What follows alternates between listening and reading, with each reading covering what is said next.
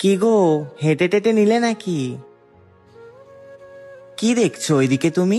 ওই ছেলে মেয়েগুলোকে দেখো, তখন থেকে ঝগড়া করে যাচ্ছে। এটাও কিন্তু একটা ভালোবাসার লক্ষণ।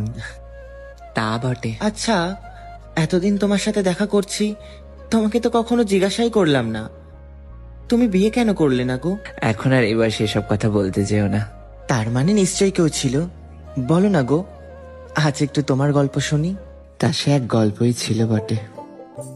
প্রতিদিনের মতোই সেদিনকেও ভোরবেলা ফুল তুলতে গেছিলাম, তবে ভাবতে পারিনি আমার জীবনের এক গুরুত্বপূর্ণ অধ্যায় সেখান থেকেই শুরু হবে।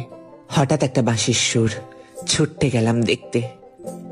এক অচেনা ছেলের ওই দুটো চোখে যেন সেদিন বাঁশির সুর ভেসে বেড়াচ্ছিল।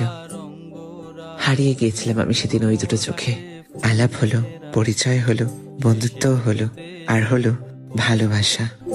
একটা হাওয়ার সঙ্গ করে আর এক হাওয়ার ও তো বলতো আমার হাসি দেখেই ও সারা জীবন কাটিয়ে দিতে পারবে, কিন্তু হঠাৎ একদিন আমাকে কলকাতা যেতে হবে। মাত্র 3টে বছর। আমার কলেজ শেষ হলেই আমি গ্রামে এসে আমাদের বিয়ের কথা বলবো। কিন্তু আমি এখানে একা কি করে থাকবো তোমাকে ছাড়া? আরে চিন্তা নেই তোমার, প্রত্যেক সপ্তাহে আমি চিঠি পাঠাবো তো। মাত্র তো কয়েকটা দিন, একটু অপেক্ষা করো আমার জন্য, আমি ঠিক ফিরবো। না, আটকাতে পারলাম না সেদিন। ওর কাছে উজ্জ্বল ভবিষ্যৎ, আর আমার কাছে ওর সাথে থাকার বাসনা, দুটোকে নিয়েই অপেক্ষায় রইলাম। ও তো ফিরবেই না। তারপরে আর কোনো চিঠিও পাঠালেন না, তিনিও আর কোনোদিন ফিরলেন না। তা বলো বাপু, তোমার গল্পটা শুনি। বিয়েটা ভালোবাসা করে না দেখাশোনা? ভালোবাসার।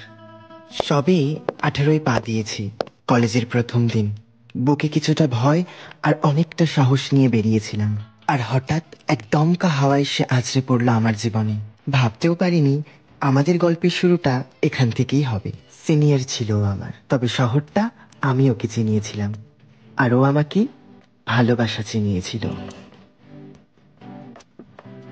তারপর হঠাৎ সে আংটি পরিয়ে দিল আমায়। পাগলামি মনে হয়েছিল, কিন্তু কে বা জানতো এই নিয়ে আমার সংসার হবে। যাক, কারোর ভালোবাসা তো পূর্ণতা পেল। হ্যাঁ মানে ওই আর কি গো। আরে তুমি আবার আসতে গেলে কেন?